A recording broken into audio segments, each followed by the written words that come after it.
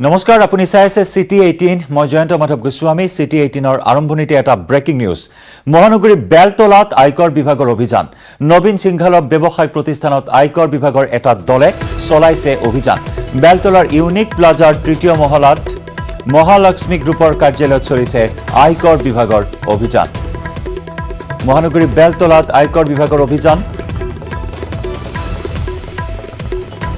নবীন সিংঘালৰ ব্যৱসায়িক প্ৰতিষ্ঠানত অভিযান চলাইছে আয়কৰ বিভাগৰ এটা দলে বেলতলাৰ ইউনিক প্লাজাৰ তৃতীয় মহলাস্থিত মহালক্ষ্মী গ্ৰুপৰ কাৰ্যালয়ত আয়কৰ বিভাগৰ এটা দলে চলাইছে অভিযান আৰু এই অভিযানে বিশেষ তাৎপৰ্য বহন কৰিছে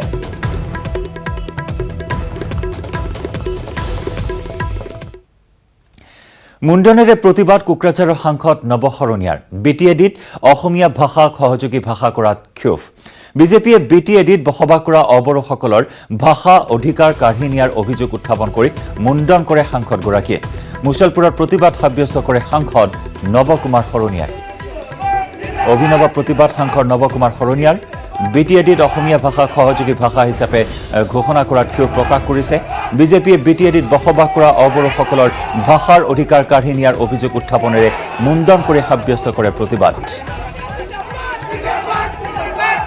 আমাৰ মাটি নাই আমাৰ বিভিন্ন উন্নয়ন নাই প্ৰাপ্য পোৱা নাই এইটো বেলেগ কথা কিন্তু যেটো অসম চৰকাৰে সিদ্ধান্ত লৈছে কেৱল বিপিএফ ইবিবিএল বা প্ৰমোদ বৰাইতৰ কথা মতে যে অসমীয়া ভাষাটো তেওঁলোকে চৰকাৰী ভাষালৈ সহযোগী ভাষা হ'ব আৰু বড়ো ভাষাটো চৰকাৰী ভাষা হ'ব আমাৰ কথা হ'ল যে বিটিচিত 81% লোকে অসমীয়া ভাষাতে লেখা পঢ়া কৰে 60% লোকৰ মাতৃভাষা অসমীয়া কিন্তু তেওঁলোকে যি আমাৰ মাতৃভাষা মাৰ্ডাৰ কৰিলে আমাৰ মাতৃক হত্যা কৰিলে তাৰ প্ৰতিবাদ কৰিছে আমি কৈছোঁ যে 12 তাৰিখলৈকে তেওঁলোকৰ সময়সীমা আছে যদি 12 তাৰিখৰ ভিতৰত তেওঁলোকে অসমীয়া ভাষাটো পুনৰ চৰকাৰী ভাষা যে প্ৰতিষ্ঠা নকৰে কিন্তু গোটেই বিটিচি নহয় গোটেই অসম জ্বলিব তেওঁলোকে ক্ষমতাৰ খাতত এইখিনি কাম কৰিছে মই তেওঁলোক ক্ষমতাতকৈ আমাৰ মাতৃ বেছি মানে ডাঙৰ কথা সেইকাৰণে তেওঁলোকে যদি কেৱল ক্ষমতাৰ স্বাৰ্থত ইয়াৰ পৰা ওলাই নাহে মই ভাবোঁ এটা সময়ত হয়তো তেওঁলোকৰ দিশবোৰ পৰা ব্ৰহ্মপুত্ৰ দলিয়াই দিব মই তেওঁলোকক অনুৰোধ জনাইছোঁ আহ্বান জনাইছোঁ আৰু শেষ আমাৰ প্ৰতিবাদ হিচাপে আমি মুণ্ডন কৰিছোঁ যাতে তেওঁলোকে এই কথাখিনি বুজি পায় তাত বাহিৰে আমাৰ একো নাই তেওঁলোকক বিটিচি নিৰ্বাচনী প্ৰচাৰত অব্যাহত বোকা ছটিওৱাৰ খেল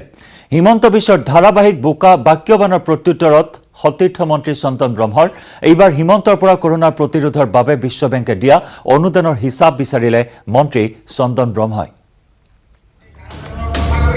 হিমন্তক চন্দন ব্ৰহ্মৰ চ্যালেঞ্জ কৰোনা ৰোধৰ নামত আহিল কিমান ধন হিচাপ দিয়ক বিত্তমন্ত্ৰী হিমন্ত বিশ্বই কেন্দ্ৰীয় চৰকাৰ আৰু বিশ্ব বেংকে দিয়া হাজাৰ হাজাৰ কোটি টকাৰ অনুদানৰ হিচাপ মন্ত্ৰী হিমন্ত বিশ্ব শৰ্মাই ৰাজহুৱা নকৰাৰ অভিযোগ চন্দন ব্ৰহ্মৰ আপুনি হিচাপ নিকাশ কেতিয়ালৈকে দিয়া নাই এই কৰোনা বেমাৰত ভাৰত চৰকাৰ বিশ্ব বেংক বিশ্ববাসী ৰাইজে কিমান ইয়াক টকা পইচা দিছে জিএসটি পইচা আজি কিমান পাইছে ভাৰত চৰকাৰৰ পৰা লাখ লাখ কোটি টকা যিমান আহিছে বিত্তমন্ত্ৰী হিচাপে আজিলৈকে আপুনি ৰাইজৰ ওচৰত এটাও হিচাপ নিকাশ কৰি দিয়া নাই 6 জনগোষ্ঠীৰ জনজাতিকৰণক লৈ ৰাজ্য চৰকাৰৰ লোৰা ধেমালি ফাদিল কৰা চন্দন ব্ৰহ্মই এইবাৰ বিচাৰিলে বিটিচিলৈ দিয়া সৰ্বমুঠ অনুদানৰ হিচাপ চন্দনৰ মতে চুক্তি অনুসৰি বছৰি 12,000 কোটি টকা লাভ কৰিব লাগে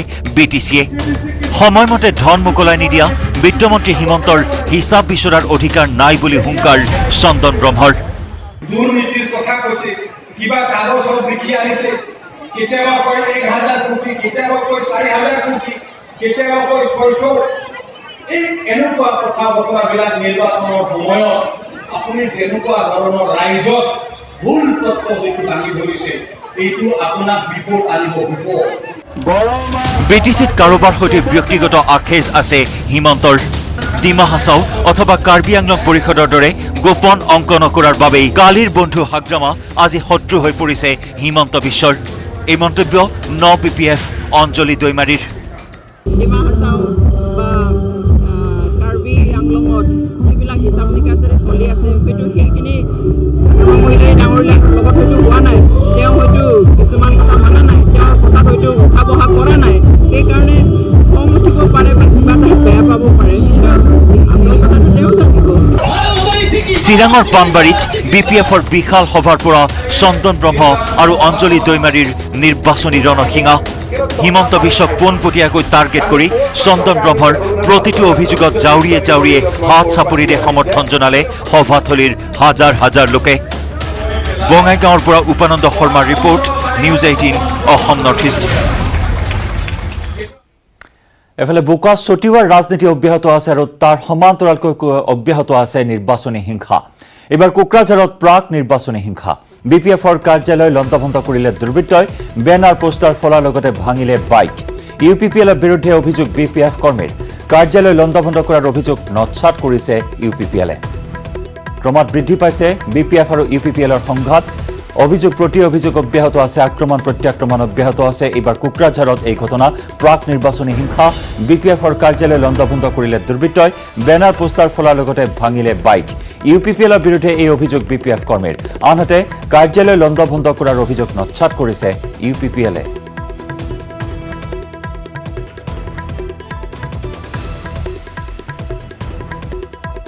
যোৱা যিটো সন্ধিয়াত এই বাইক মাৰি ফেলৰ পৰা ভাঙা চিঙা কৰি আহি এই মানুহবিলাকে হয়তো আমাৰ এই পাৰ্টি অফিচক ইয়াতে মানে চব মানে বেনাৰ ঠেনাৰ যেটো কিবা লগোৱা আছিলে, ৰাউণ্ড বেৰা ঠেৰা দিয়া হৈছিলে, সেইবিলাকক ইহঁতে ভাঙা চিঙা কৰি গ'ল, ওলাই যায়।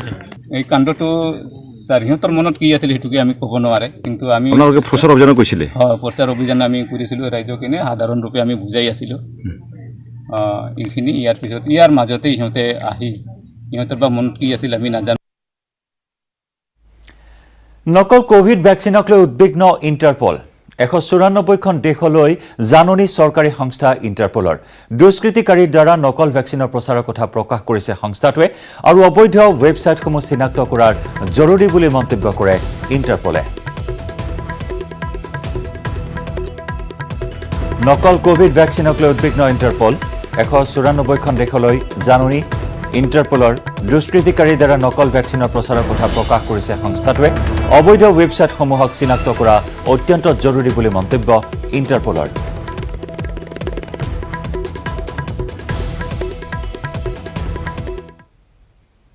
City 18ত আমি খবৰৰ ধাৰা অব্যাহত ৰাখিম। 5দিনীয়া ভ্ৰমণসূচীলৈ অসমলৈ আহিব APCCৰ তত্ত্বাৱধায়ক জিতেন্দ্ৰ সিং। পুনে পুনে শিলচৰ বিমানবন্দৰত উপস্থিত হ'ব জিতেন্দ্ৰ সিং আৰু তাৰ পিছতে শিলচৰত কেইবাটাও কাৰ্যসূচীত অংশগ্ৰহণ কৰিব। 6 ডিচেম্বৰত বৰাকৰ 3 জিলাৰ কংগ্ৰেছ কমিটিৰে বৈঠকত মিলিত হ'ব জিতেন্দ্ৰ সিং। 7 ডিচেম্বৰত হাফলঙত উপস্থিত হ'ব জিতেন্দ্ৰ সিং। হাফলঙতো বৈঠকত মিলিত হ'ব জিতেন্দ্ৰ সিং। আনহাতে 8 ডিচেম্বৰত ডিফুত কাৰ্বি আংলঙৰ বৈঠকত মিলিত হ'ব তেওঁ আৰু 8 ডিচেম্বৰৰ বিয়লি উপস্থিত হ'ব যোৰহাটত। 9 ডিচেম্বৰত যোৰহাটত প্ৰাক্তন মুখ্যমন্ত্ৰী তৰুণ গগৈৰ শ্ৰদ্ধাঞ্জলি অনুষ্ঠানত অংশগ্ৰহণ কৰি নিশা নতুন দিল্লীলৈ উভতি যাব জিতেন্দ্ৰ সিং।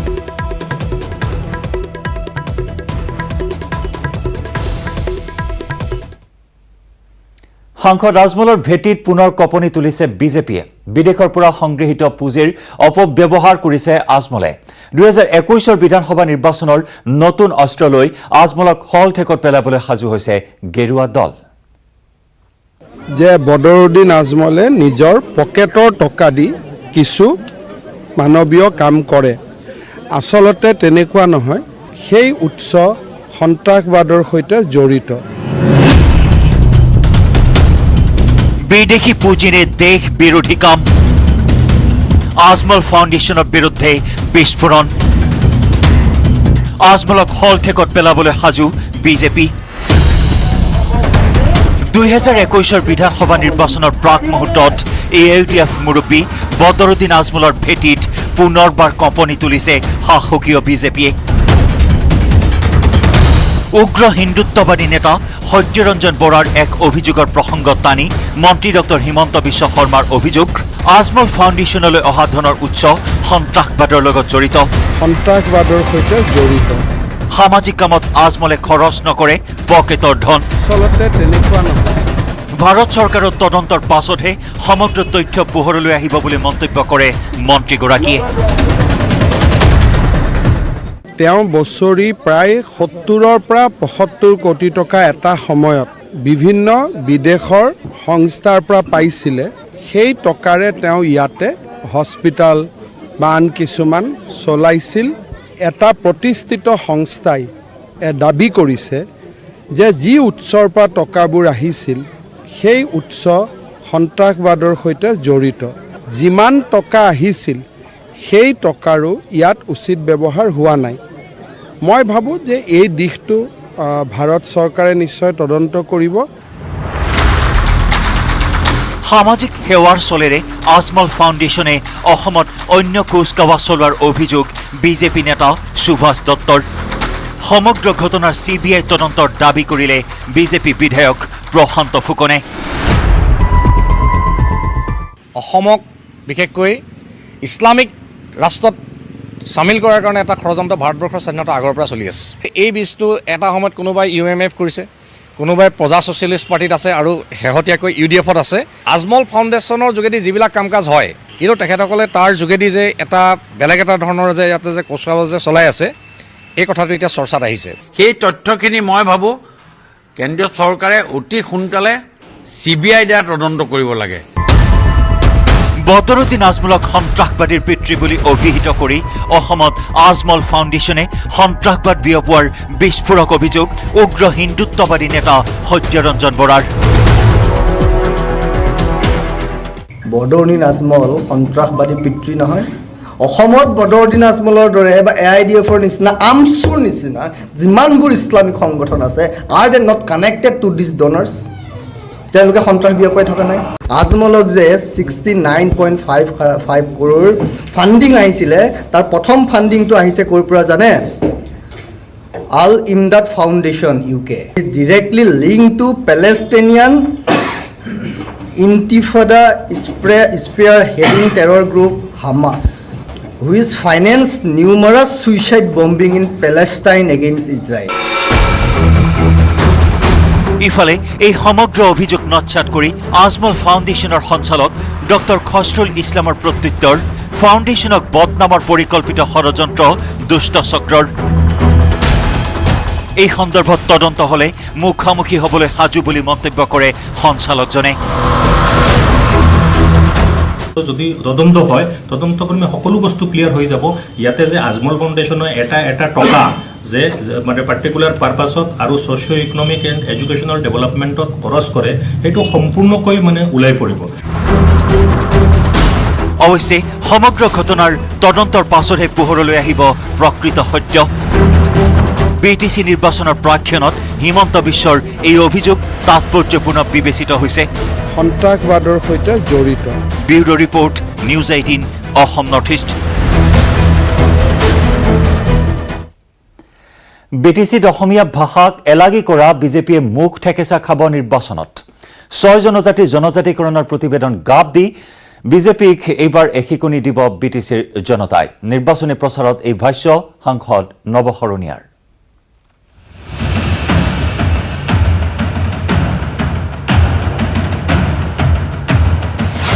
সাংসদ নৱশৰণীয়াৰ হুংকাৰ, মুখ ঠেকেচা খাব বিজেপি UPPLে। গণশক্তিয়ে দখল কৰিব BTC। 12 ডিচেম্বৰত ফলাফল, 13 ডিচেম্বৰত শপত গ্ৰহণ। 14 ডিচেম্বৰৰ প্ৰথম কেবিনেটত জাতি ভাষা ধৰ্ম নিৰ্বিশেষে মাটিৰ পট্টা দিয়াৰ বন্দোবস্ত কৰিব গণশক্তিয়ে। 12 তাৰিখে ৰিজাল্ট দিব, 13 তাৰিখে আমি শপত গ্ৰহণ কৰিম। 14 তাৰিখে কেবিনেটৰ প্ৰথম সিদ্ধান্ত হ'ব যে BTC 2300লৈকে থকা ই বঙালী হওক, মুছলিম হওক, কোচ হওক, কলিতা হওক, আদিবাসী হওক বা গৰখালী হওক, সকলোকে ভূমিৰ পাট্টা দিয়াৰ বন্দোবস্ত কৰা হ'ব আইনীভাৱে। 6 জনগোষ্ঠীৰ জনজাতিকৰণ দূৰৰে কথা, এতিয়ালৈকে ৰাজ্য চৰকাৰে প্ৰেৰণ কৰা নাই প্ৰতিবেদন। মন্ত্ৰী চন্দন ব্ৰহ্মৰ এই স্পষ্টীকৰণে ক্ষুব্ধ কৰি তোলা কোচ ৰাজবংশী আৰু আদিবাসীসকলে এইবাৰ ভোট দিব গণশক্তিৰ প্ৰাৰ্থী।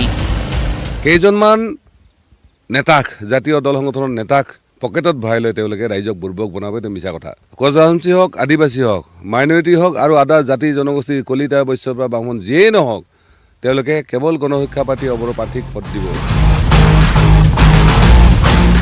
BTR চুক্তি কৰা হিমন্ত বিশ্ব শৰ্মাৰ প্ৰতি BTCৰ অবড়ো লোকৰ এতিয়া নাই কোনো দৰদ। BTCৰ ৰাইজে হিমন্তৰ হেলিকপ্টাৰ চাব, কিন্তু ভোট দিব গণশক্তি প্ৰাৰ্থী। BTR চুক্তি তেওঁলোকে ইয়াৰ কোনো জাতি জনগোষ্ঠী, কোনো সংগঠন, ইভেন MP নকৰাকৈ তেওঁলোকে কেলেই কৰিলে? যদি BTR চুক্তি বড়োসকলৰ কাৰণে কৰিছে, তেওঁলোকে বড়োসকলৰ ভোট বিচাৰি আহক। ইয়াত অসমীয়া বা নন বড়ো ৰাইজৰ ওচৰত ভোট খোজাৰ কোনো অধিকাৰ নাই। ইয়াৰ পিছত তেওঁলোকে প্ৰচাৰ চলাব আহিছে, আহক হেলিকপ্টাৰ চাবলৈ আমাৰ মানুহ যাব, হেলিকপ্টাৰ চাবলৈ মানুহ যাব, কিন্তু ভোটটো নিদিয়ে। নৱশৰণীয়াৰ পোনপটীয়া কথা আঙুৰলতা বাদেই দীপিকা পাডুকন কিংবা হেমা মালিনীক আনিলেও লাভ নহ'ব বিজেপিৰ। তেওঁক ৰাইজে চাইছিলে টকা পইচা দি, এতিয়া বিনামূলীয়াকৈ চাব পাইছে। মই সেইকাৰণে কৈছোঁ আঙুৰলতা আনক, দীপিকা পাডুকনো আনক, আমাৰ ৰাইজে চাব ধুনীয়াকৈ। তাৰ কাৰণে যিখিনি ৰস ল'ব লাগে সেইখিনি ল'ব, এনজয় কৰিব, কিন্তু তেওঁলোকক ভোট নিদিয়ে। কাৰণ আঙুৰলতাই বটদ্ৰৱা সমষ্টিয়ে একোডাল কৰা নাই। এইবাৰ তেওঁ কেণ্ডিডেট পায় নে নাপায় সেইটোৱে কোনো ঠিক নাই। সাংসদ নৱশৰণীয়াৰ মতে BTCত ভাষাৰ অধিকাৰ হেৰুৱাই পেলোৱা স্বাভিমানী অসমীয়াই কোনো কাৰণতে ভোট নিদিয়ে বিজেপি। আমাৰ বাঙালী যিসকল ভাই আছে তেওঁলোকেও সিদ্ধান্ত লৈছে যে গণসংখ্যাবাদীক ভোট দিয়াৰ কোনো চাৰা নাই। কাৰণ BTC ডাঙৰ হৈছে মাটি। আজিৰ দিনত কেৱল মাটিৰ নামত ভুৱা তেওঁলোকে আশ্বাস দিলে। কংগ্ৰেছৰ প্ৰসংগত সভাপতি ৰিপুণ বৰাক প্ৰত্যাহ্বান নৱশৰণীয়াৰ। প্ৰথমে নিজৰ সমষ্টি ঠিক কৰি ৰিপুণ বৰাই জিকি দেখুৱাওক নিৰ্বাচন, তাৰ পাছত প্ৰচাৰৰ বাবে আহক BTC। তেওঁলোকে যে ইয়াৰ আহি কেৱল হিন্দু মুছলিম ভাগ কৰা পলিটিক্স কৰে বিজেপিৰ লগত লগ লাগি, BTCৰ মানুহে বা অসমৰ মানুহে তেওঁলোকক কোনো ক্ষমা নকৰিব। মই ৰিপুণ বৰা এটা কথাই মাত্ৰ কওঁ, তেওঁ BTC বাদ দিয়ক, অহা এছেম্বলিত তেওঁ নিজৰ সমষ্টি জিকি দিয়ক, তেতিয়া অসমৰ মানুহে গম পাব। BTC নিৰ্বাচনলৈ মাজত মাথো দুদিন থকা অৱস্থাত বিজেপি UPPLক বাক্যবাণেৰে থকা সৰকা কৰা নৱশৰণীয়াই কিন্তু এবাৰো নাম নললে BPFৰ। সাংসদগৰাকীৰ এই ভাষ্যই BTCৰ ৰাইজক দিছে নেকি নতুন সমীকৰণৰ ইংগিত। বঙাইগাঁৱৰ পৰা উপানন্দ শৰ্মাৰ report, news 18 Assam north east. Laokhowa অভয়াৰণ্যৰ বাহিৰে ভিতৰে এতিয়া বন ৰজাৰ ৰাজত্ব। বাঘে দৈনিক নিধন কৰিছে ইটোৰ পিছত সিটো ঘৰচীয়া জীৱ জন্তু। আৰু কেমেৰাত বন্দী হ'ল চিকাৰৰ অপেক্ষাত থকা ঢেকীয়াপতীয়া বাঘৰ মুক্ত বিচৰণৰ শিহৰণকাৰী দৃশ্য। চিকাৰৰ অপেক্ষাত বন ৰজা, লাইভ এণ্ড এক্সক্লুচিভ। ঢেকীয়াপতীয়া বাঘৰ মুক্ত বিচৰণ। কেমেৰাত বন্দী হ'ল নগাঁৱৰ লাওখোৱা অভয়াৰণ্যৰ পাৰ্শ্বৱৰ্তী অঞ্চলত দীৰ্ঘদিনীয়া সন্ত্ৰাস অব্যাহত ৰখা এই প্ৰকাণ্ড ঢেকীয়াপতীয়া বাঘটোৰ দৃশ্য। খাদ্যৰ সন্ধানত দৈনিক অভয়াৰণ্যখনৰ কাষৰীয়া অঞ্চলত প্ৰৱেশ কৰে বাঘটোৱে। ইতিমধ্যে বাঘটোৱে নিধন কৰিছে বহু গৰু, মহ, ছাগলীকে ধৰি পোহনীয়া জীৱ জন্তু। আঘাতপ্ৰাপ্ত হৈছে আন বহুকেইটা ঘৰচীয়া জীৱ জন্তু। ঢেকীয়াপতীয়া বাঘৰ মুক্ত বিচৰণত আতংকিত হৈ পৰিছে অভয়াৰণ্যৰ গাতে লাগি থকা ফুটিৰ পাৰ চিতলমাৰী গাঁওবাসী। বাঘৰ আক্ৰমণৰ ভয়ত গৃহবন্দী হৈ পৰিছে শিশু, মহিলাকে ধৰি বয়োবৃদ্ধ লোকসকল। কটাবলগীয়া হৈছে উজাগৰি নিশা। কেৱল এটা নহয়, অঞ্চলটোত কমেও 10ৰ পৰা 12টা ঢেকীয়াপতীয়া বাঘে মুক্ত বিচৰণ কৰি থকা বুলি দাবী কৰিছে স্থানীয় ৰাইজে। বাঘৰ মুক্ত বিচৰণৰ পাছতো বন বিভাগে ব্যৱস্থা নোলোৱাৰ অভিযোগো স্থানীয় ৰাইজৰ। বাঘৰ যিটো সন্ত্ৰাস আৰম্ভ হৈছে, আমাৰ গাঁৱৰ বহুত কেইবাটা গৰু ম'হ নষ্ট কৰি পেলাইছে আৰু জখমী হৈ পেলাই ঘৰত আহিও মৰিছে। 2টা গৰু মাৰি পেলাইছে আৰু 2টা গৰু জখমী হৈ আহিছে। 2 মাহ ধৰি এনেকুৱা সন্ত্ৰাস কৰি আছে, মানে খুটিৰ গৰু ম'হ বহুত মাৰিছে, শ গৰু মাৰি পেলালে। ইফালে অঞ্চলটোত বহুকেইটা বাঘৰ মুক্ত বিচৰণৰ দাবী নুই কৰা নাই বন বিভাগে। বন বিভাগে নিজৰ কেমেৰাতে আবদ্ধ কৰিছে বহুকেইটা বাঘৰ মুক্ত বিচৰণ। পুৰণি গুদামৰ পৰা হেমন্ত দাসৰ report, news 18 Assam north east.